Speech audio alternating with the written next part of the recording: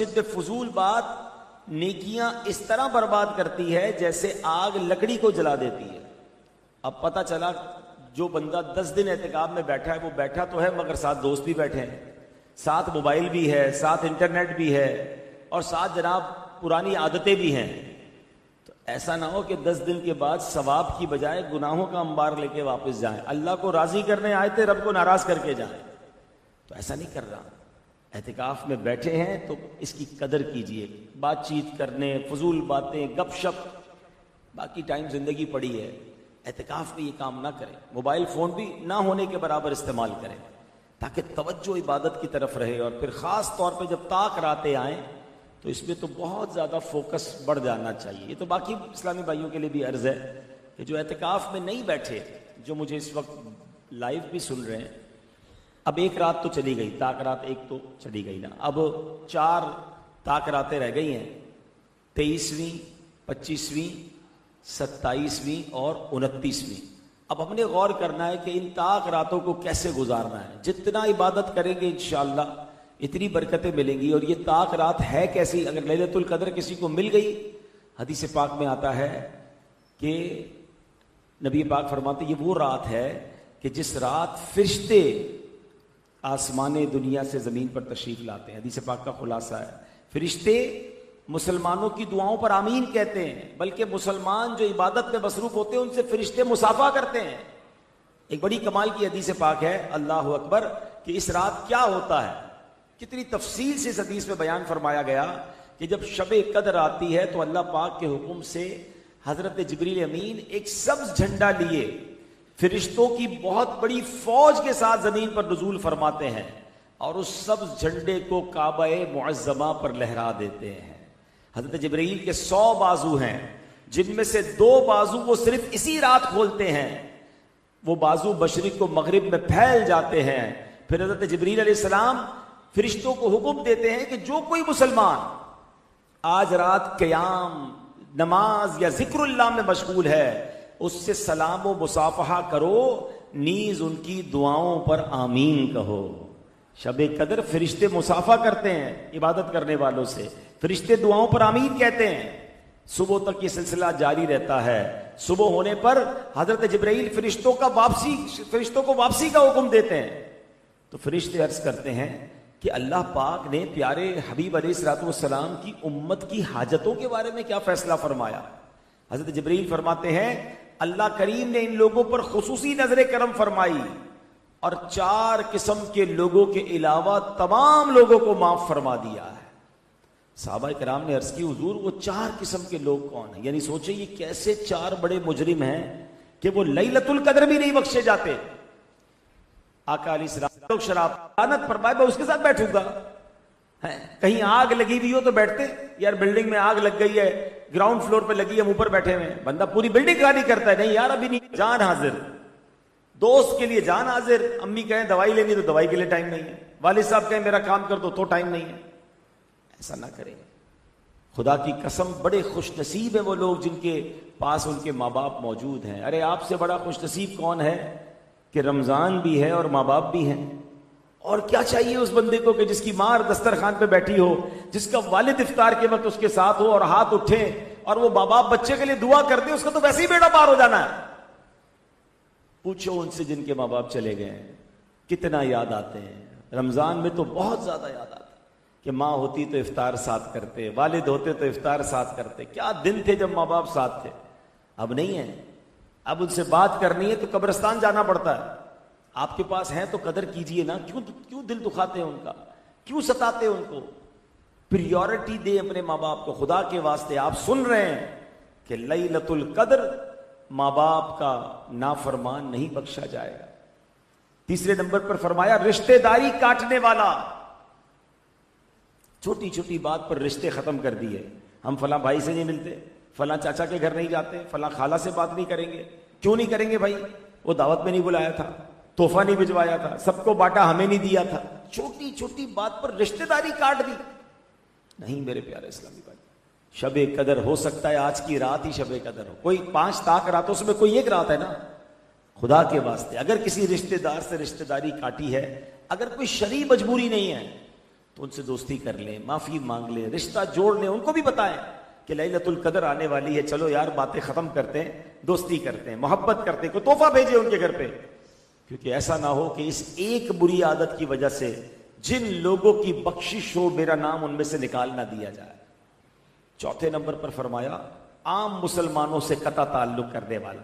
यानी आप सोचिए शरीयत को कितना पसंद है कि मुसलमान मिलकर रहें, प्यार से रहें, लड़ाइयां ना करें।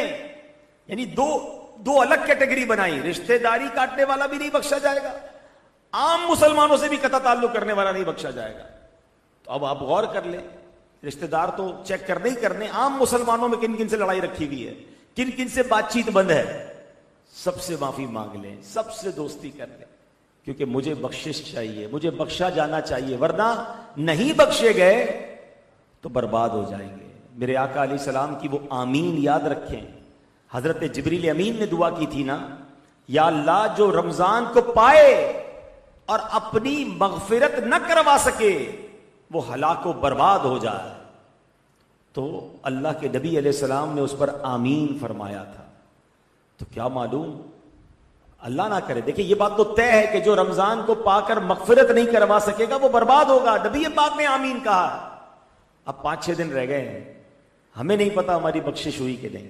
अब ये 5-6 दिन निहायत तवज्जो, निहायत गिरिया वजारी और इन 4 बड़े गुनाहों से तौबा करके गुजारने के, ना शराब पीनी, ना करीब जाना है, ना जनाब माँ बाप को सताना है, ना रिश्तेदारों से कता ताल्लुक करना है, ना मुसलमानों से कता ताल्लुक करना है। तो इंशाअल्लाह आप देखेंगे कि किस तरह अल्लाह की रहमत बरसती है।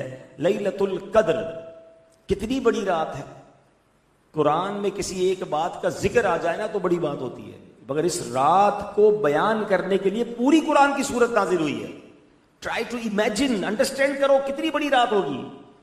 बिस्मिल्लाहिर्रहमानिर्रहीम, क्या फरमाया अल्लाह ने, इन्ना अंज़लनाहु फी लैलतिल कद्र, हमने कुरान को लैलतुल कद्र में नाजिल किया। वमा अदराका मा लैलतुल कद्र, तुमने क्या जाना लैलतुल कद्र क्या है। बड़ा कमाल का सवाल बन सकता है कि या अल्लाह हम तो कुरान पढ़ रहे हैं, कुरान से सीख रहे हैं, हम कैसे जाने लैलतुल कद्र क्या है। ये कुरान का खूबसूरत अंदाज है कि whenever Quran trying to emphasize something, कोई बड़ी बात कुरान ने करनी होती है तो कुरान खुद सवाल क्रिएट करता है कि तुमने क्या जाना लैलतुल कद्र क्या है। क्योंकि अगली आयत में कुरान खुद जवाब अता फरमाता है लैलतुल कद्र क्या है। ये एक जगह नहीं, कुरान में कई जगह पर है। अल क़ारिअतु मल क़ारिअह वमा अदराका मल क़ारिअह, तुमने क्या जाना क़ारिअह क्या है। फिर क़ारिअह क्या है वो कुरान अगली आयत में खुद बयान करता है। यानी हम कुरान जब सवाल करे ना तो इसका मतलब कोई बड़ी बात करने जा रहा है, कोई बड़ी बात हम तक पहुंचाई जा रही है, कोई बड़ा पैगाम पहुंचाया जा रहा है। वमा अदराका मा लैलतुल कद्र, तुमने क्या जाना लैलतुल कद्र क्या है। अब कुरान बताता है लैलतुल कद्री खैरुम मिन अल्फि शहर, लैलतुल कद्र 1000 महीनों से बेहतर है। अल्लाह अकबर, 1000 महीनों के बराबर नहीं फरमाया, 1000 महीनों से बेहतर फरमाया। 1000 महीने कितने बनते हैं, कैलकुलेट तो करें। 83 साल और 4 महीने। हम में से कौन जिएगा 83 साल, किसको पता। अच्छा 83 साल जी भी लिया तो क्या पूरे 83 साल इबादत कर सकता है, नहीं। अल्लाह अकबर, मगर ये एक रात 1000 महीनों से ज्यादा इबादत का सवाब दिया जाता है। और ये 1000 महीने भी नॉर्मल वाले 1000 महीने नहीं है। हाँ, इसके पीछे भी उलमा ने बड़ी कमाल की तफसील लिखी है कि शान नुज़ूल में लिखा कि सरकार दो आलम सल्लल्लाहु अलैहि वसल्लम ने एक बार सहाबा को एक वाकया सुनाया कि पिछले जमाने में एक बुजुर्ग थे जिनका नाम हजरत शमऊन रदी अल्लाह तआला अन्हु था। नबी पाक ने बताया, मैं बहुत तवील वाकया शॉर्ट करके बताता हूं कि एक ऐसे बुजुर्ग थे जिनका नाम हजरत शमऊन था। 1000 महीनों तक ऐसे इबादत की कि दिन में रोजा रखा, 1000 महीने तक रात इबादत की, रोजे के आलम में जिहाद किया और अल्लाह की राह में शहीद कर दिए गए। कितनी इबादत, दिन में रोजा, रात कयाम, फिर रोजे पे जिहाद और फिर शहादत। कितनी नेकियां हों। अच्छा मैंने भी वाकया सुनाया, आपने सुन लिया, हो सकता है आपके जहन में बात आई कि माशाल्लाह कितनी नेकियां होंगी, मगर सहाबा किराम का माइंड सेट निराला था। वो अफसुर्दा हो गए, गमज़दा हो गए। नबी पाक से अर्ज की, हुजूर ये पिछली उम्मतें तो हमसे आगे निकल गई, इतनी लंबी जिंदगी उनकी, हम तो इतना जीते ही नहीं है। वो तो 200-200 300-300 साल जीते थे, 83 साल यानी 1000 महीने ऐसी इबादत कर गए। हमारे पास तो इतनी इबादतें नहीं है। साहबा रंजीदा हुए तो नबी पाक के दिल पर भी गम तारी हुआ, और सरकार दो आलम अलैहिस्सलाम के दिल पर गम तारी हो ये रब को कब गवारा है। जिब्रील अमीन हाजिर हुए और अर्ज की, या रसूल अल्लाह गमजदा ना हो, अल्लाह ने आपकी उम्मत को हर साल एक रात अता कर दी है, जो उस एक रात में इबादत करेगा हजरत शमऊन की वो 1000 महीनों से की गई इबादत से ज्यादा सवाब कमा लेगा। नॉर्मल 1000 महीने नहीं, वो वाले 1000 महीने। और ये भी नहीं फरमाया कि 1000 महीनों के बराबर, खैरुम मिन अल्फी शहर, यानी 1000 महीनों से भी बेहतर रात है। तो सोचो ना यार, एक रात को फिर कितना टारगेट करना चाहिए। हमें कोई कह दे यार 5 रातें काम करो 1 करोड़ रुपए मिलेंगे, हम कहेंगे यार 10 रातों पे कुछ ज्यादा मिलेंगे, तो हम पूरे 10 रातें काम कर लेते हैं भाई। हमें यह भी नहीं कहा कि पूरे रमजान में कोई रात लैलतुल कदर है ढूंढो। हमें यह भी नहीं फरमाया कि आखिरी अशरे की 10 रातों में से कोई रात लैलतुल कदर है, तलाश करो। कितना आसान कर दिया कि नबी पाक अलैहिस्सलाम ने फरमाया 5 ताक रातों में से 1 रात लैलतुल कदर है। तो यार इन 5 रातों को तो कितना फोकस करना चाहिए, कोई और काम ही नहीं होना चाहिए हमारा कि एक रात इबादत कर ली और वो लैलतुल कदर हुई तो 1000 महीनों से ज्यादा सवाब मिल जाएगा। एक मशवरा दे देता हूं, एक रात तो गुजर गई, अब आज रात भी है, इंशाल्लाह मगरिब के बाद ही रात शुरू हो जाएगी। इंशाल्लाह हम सब 23वीं शब यही मनाएंगे। जैसे ही गुरूब आफ्ताब होगा, पहली नमाज जो मगरिब की पढ़ेंगे इंशाल्लाह, वो अल्लाह की रहमत से 23वीं शब शुरू हो चुकी होगी। ठीक है। प्यारे आका से बीबी आयशा ने पूछा कि या रसूल अल्लाह अलैहिस्सलाम, अगर मैं लैलतुल कदर को पालूं तो क्या पढ़ूं? तो प्यारे आका ने फरमाया, पढ़ो अल्लाहुम्मा इन्नका अफुव्वुन तुहिब्बुल अफ़्व फ़अफ़ु अन्नी। मिलकर पढ़ लें, अल्लाहुम्मा इन्नका अफुव्वुन तुहिब्बुल अफ़्व फ़अफ़ु अन्नी। अब ये बड़ी कमाल की दुआ है, इसका माना भी याद होना चाहिए। अल्लाहुम्मा इन्नका अफुव्वुन, ए अल्लाह तू माफ करने वाला, तुहिब्बुल अफ़्व माफी को पसंद करता है, फ़अफ़ु अन्नी अल्लाह मुझे भी माफ कर दे। क्या प्यारा अंदाज है। तो ये मगरिब के बाद से कंटिन्यू पढ़ते रहे, 5 ताक रातों में इसको याद कर लें और ज्यादा से ज्यादा पढ़ें। एक बात तो ये हो गई। दूसरा एक काम ये करें कि चंद वैरायटी के साथ मुख्तलिफ नेकियां कर लें। मिसाल के तौर पे जो इशा और फजर की नमाज बाजमात पढ़ता है उसको पूरी रात इबादत करने का सवाब मिलता है। तो ये तो पूरा साल करना चाहिए, मगर इन ताक रातों में तो पकड़ लेना, इशा बाजमात, फजर भी बाजमात, तरावी पूरी पढ़ें, बाजमात पढ़ें। 2 काम हो गए।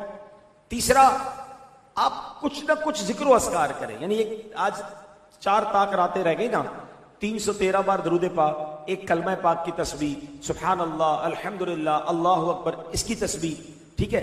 तो ये कुछ जिक्र अस्कार कर लें। कुरान पाक जरूर कुछ पढ़ें, सूरह मुल्क पढ़ लें, या हो सके तो पूरा एक पारा पढ़ें, सूरह यासीन पढ़ें। फिर उसके बाद कुछ ना कुछ सदका और खैरात करें तमाम ताक रातों में। 4 रातें रह गई, 4 लिफाफे बना लें, बेशक 100-100 रुपए के बना लें, जितनी आपकी हैसियत, 500, 1000, 5000 जो आपको अल्लाह ने दिया। और हर ताक रात कुछ ना कुछ अल्लाह की राह में खर्च करें। किसी गरीब शख्स को दे दें, किसी जिसको आप बेहतर समझते दे दें, किसी नेकी के काम में खर्च कर लें। अगर वालिदैन हयात हैं तो इन तमाम ताक रातों में उनके हाथ चूमें, उनसे दुआएं लें। चले गए हैं तो कब्रिस्तान जा सकते हैं तो कब्रिस्तान जाएं। ये 5-7 काम बन रहे हैं, ये सारे काम कर लोगे ना अगर तमाम ताक रातों में।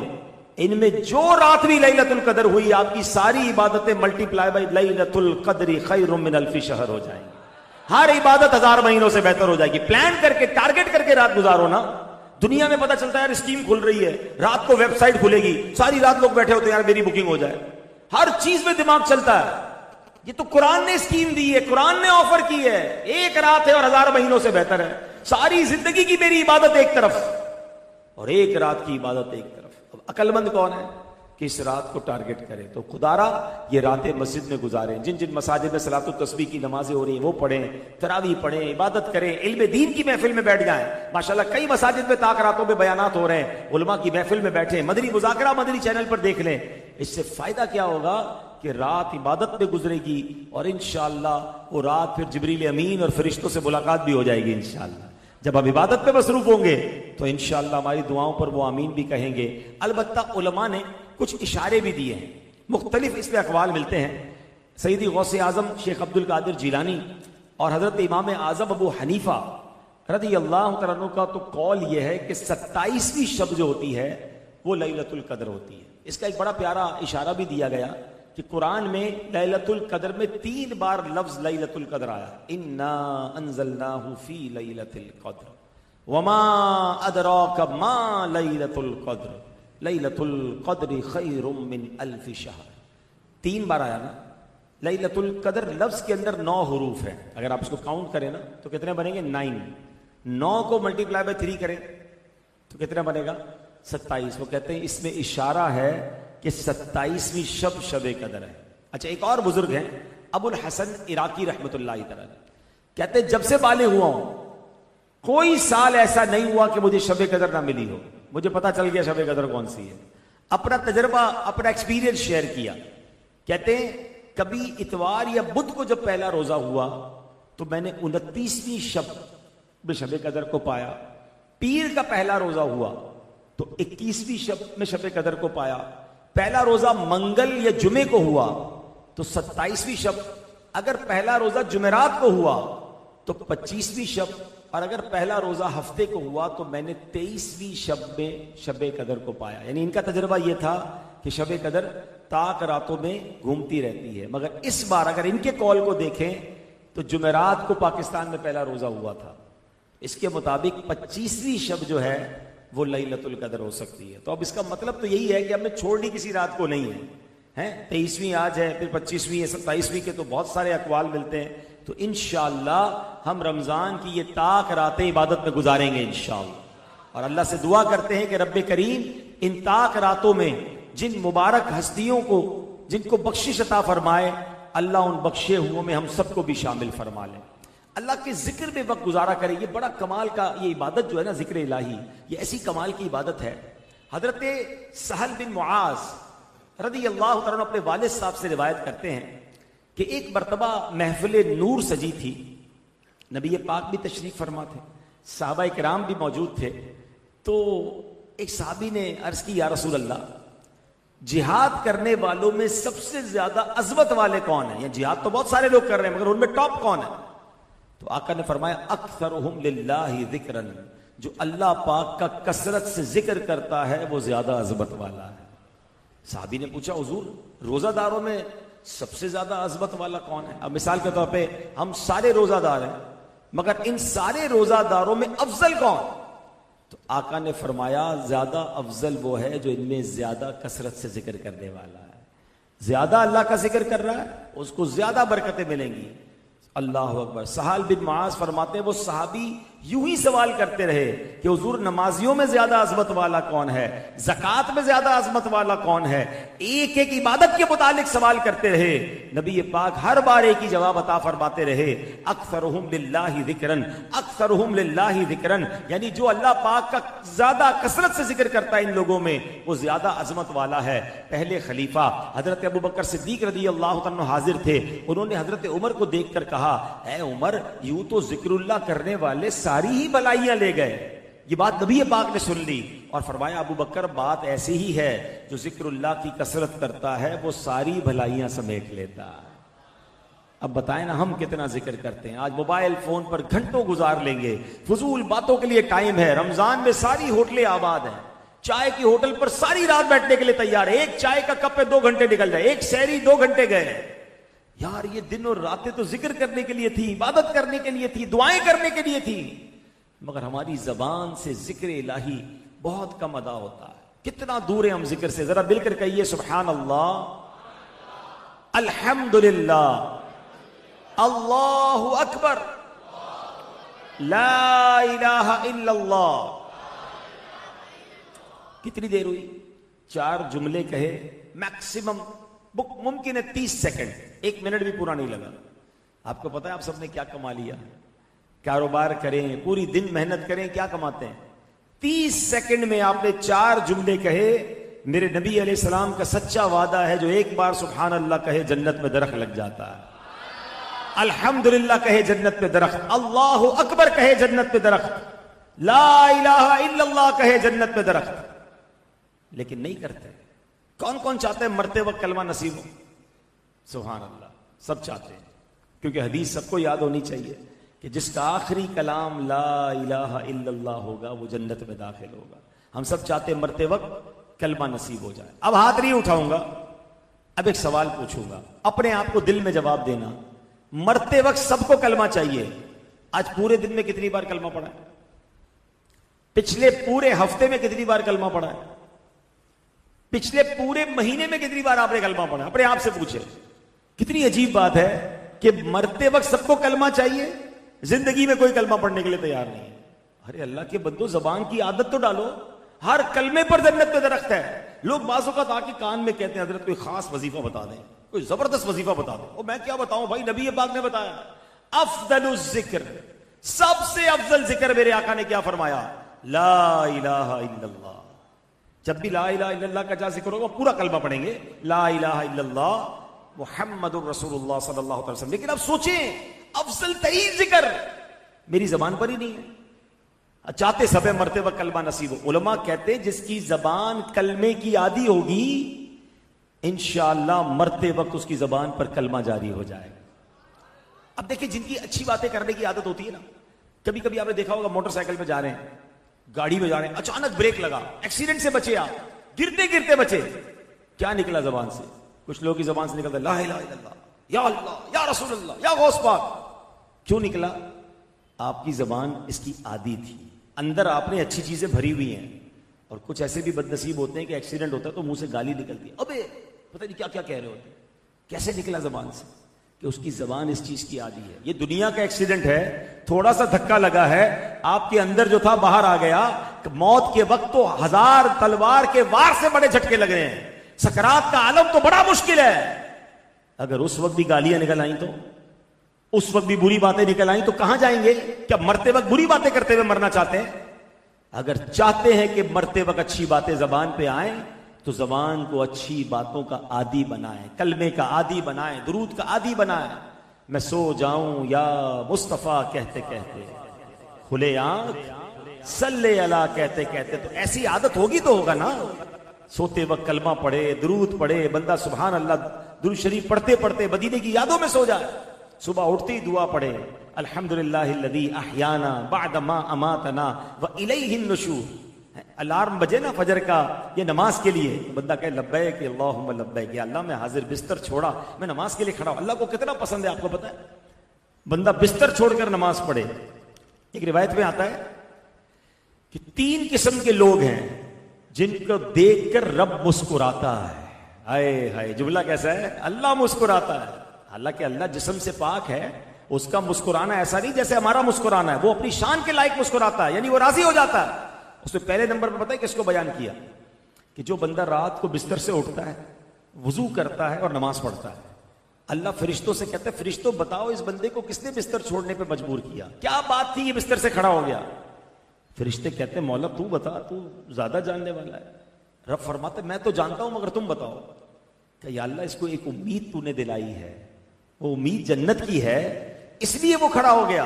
अल्लाह इसको दोज़ख से डर लग रहा है, उससे बचने के लिए खड़ा हुआ और नमाज पढ़ रहा है। अल्लाह फरमाता है फरिश्तों गवाह हो जाओ, इसको उम्मीद जन्नत की है ना, मैंने जन्नत इस पर वाजिब कर दी है।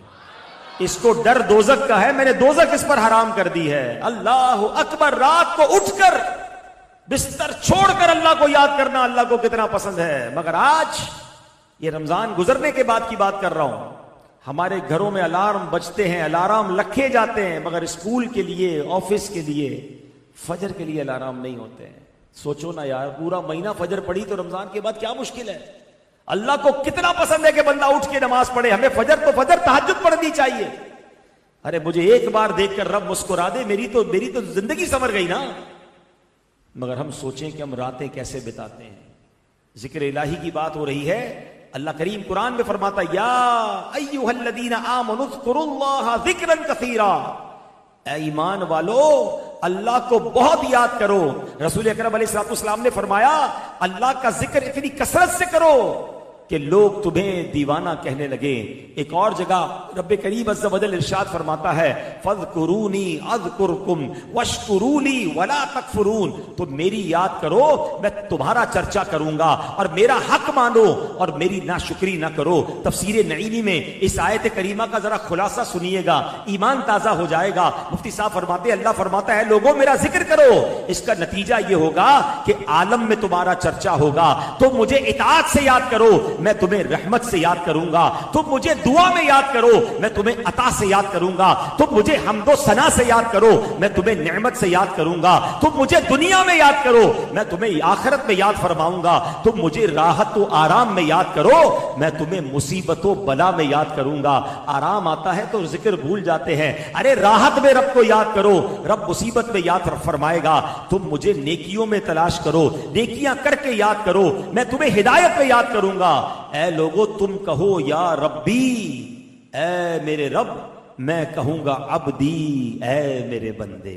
तुम कहो मैं गुनाहगार हूं, मैं कहूंगा मैं गफ्फार हूं। अल्लाह अकबर। हदीस कुदसी में है, अल्लाह पाक इरशाद फरमाता है, बंदा मेरा जिक्र करता है, मैं उसके साथ होता हूं। अगर वो दिल में मुझे याद करे, मैं उसे अकेला ही याद करता हूं। अगर वो मजमे में मुझे याद करे, मैं उससे बेहतर मजमे में यानी फरिश्तों में उसे याद करता हूं। अब बताओ ना, क्यों ना अल्लाह का जिक्र करें कि जब मैं रब का जिक्र करूं तो रब सुभान अल्लाह अपने करम से मुझे याद फरमाए। एक बार हजरत पीर मेहर अली शाह साहब, कितने बड़े बुजुर्ग हैं, बाबा फरीद के बाजार पर हर साल जाते थे।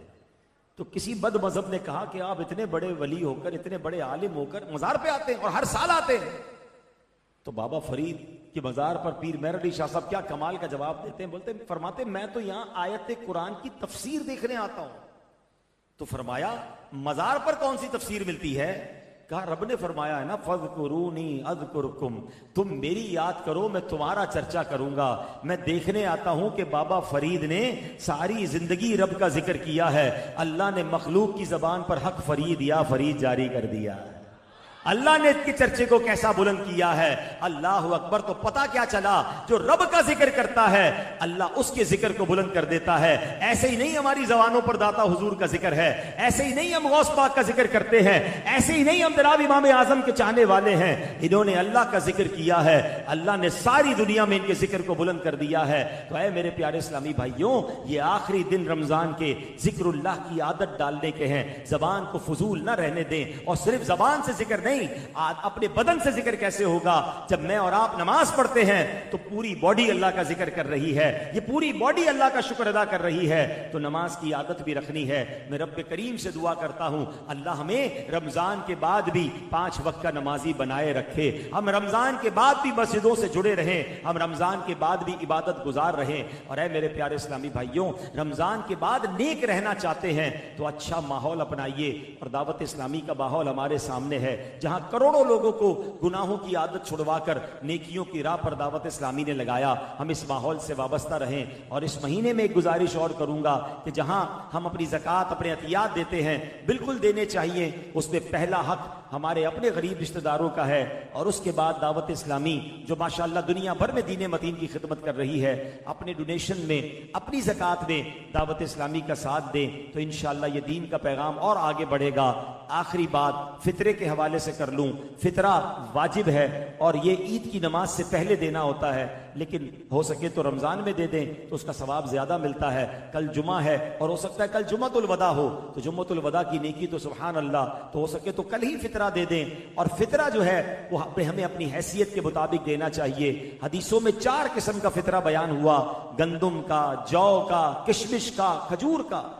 जो नॉर्मल इस्लामी भाई हैं, मिडिल क्लास गरीब लोग हैं, वो अगर गंदुम का फितरा दे तो ठीक है, मगर वो जिनको अल्लाह ने नवाजा है, बेहतरीन सहरी इफ्तारियां करवाई हैं, ईद के बेहतरीन कपड़े जिन्होंने तैयार किए हैं, तो उनको फिर फितरा भी अपनी हैसियत के मुताबिक बेहतरीन देना चाहिए। तो उसके लिए भी गुजारिश करूंगा कि फितरे में भी अपनी दावत इस्लामी को याद रखें। रब्बे करीम हम सब का जमा होना अपनी बारगाह में कबूल फरमाए। अल्लाह इस मस्जिद को शादो आबाद फरमाए और इसको आबाद करने वालों के घरों को भी आबाद फरमाए। आमीन बिजाहिन नबी रमीन सल्लल्लाहु अलैहि वसल्लम। अब इंशाअल्लाह मुनाजात। गुनाहों से मुझको बचाया इलाही, मुझे नेक इंसान बनाया इलाही। तुझे तो खबर है मैं कितना बुरा हूँ, तू ऐबों को मेरे छुपाया इलाही, तू ऐबों को मेरे छुपाया इलाही। मैं हर साल आऊं शरफ हज का पाऊं, चले तैबा फिर का फिलाया इलाही, चले तैबा फिर का फिलाया इलाही। अल्हम्दुलिल्लाह रब्बिल आलमीन वस्सलातु वस्सलामु अला खातिमिन नबिय्यीन। अल्लाहुम्मा रब्बना आतिना फिद दुनिया हसनतन व फिल आखिरति हसनतन व क़िना अज़ाबन नार वक़िना अज़ाबल क़ब्री वक़िना अज़ाबल हश्री वक़िना हिसाबल मीज़ान। अल्लाह हम सब के आज के रोजे को अपनी बारगाह में कबूल फरमा। अब तक जितने रोजे रखे, जितनी तरावी पढ़ी, जितने सजदे किए, जितने सदके किए, अल्लाह अपने करम से कबूल फरमा ले। इनमें जो गलतियां कोताहियां हुई अपने करम से माफ फरमा। अल्लाह हमारी, हमारे माँ बाप की, नबी पाक अलैहिस्सलाम की सारी उम्मत की बख्शिश फरमा दे। अल्लाह हमें नेक बना दे, परहेजगार बना दे। रमजान के बाद भी मौला हमें 5 वक्त पाबंदी से नमाज पढ़ने वाला बना दे। ऐ परवरदिगार हमारी दुनिया भी अच्छी कर दे, हमारी आखिरत भी अच्छी फरमा। हम सबको ज़वाले निअमत से बचा, आफियतों के फिर जाने से बचा। ऐ करीम तेरे खजानों में कमी नहीं। ऐ परवरदिगार जितने हाथ उठे हैं तू सबके नाम भी जानता है, सबके काम भी जानता है। ऐ अल्लाह सबकी झोलियां भर दे, बीमारों को शिफा अता फरमा, कर्जदारों के कर्जे उतर जाएं, बे औलादों को नेक और सालेह औलाद अता फरमा। अल्लाह जिन्होंने दुआओं के लिए कहा उनकी भी तमाम नेक और जायज मुरादों को पूरा फरमा दे। अल्लाहुम्मा रब्बी यस्सिर वला तुअस्सिर व तम्मिम लना बिल खैर या फत्ताहु व बिका नस्तईन। व सल्लल्लाहु तआला अला खैर खल्किही मुहम्मदिन व आलिहि व सहबिही अजमईन बिरहमतिका या अरहमर राहिमीन।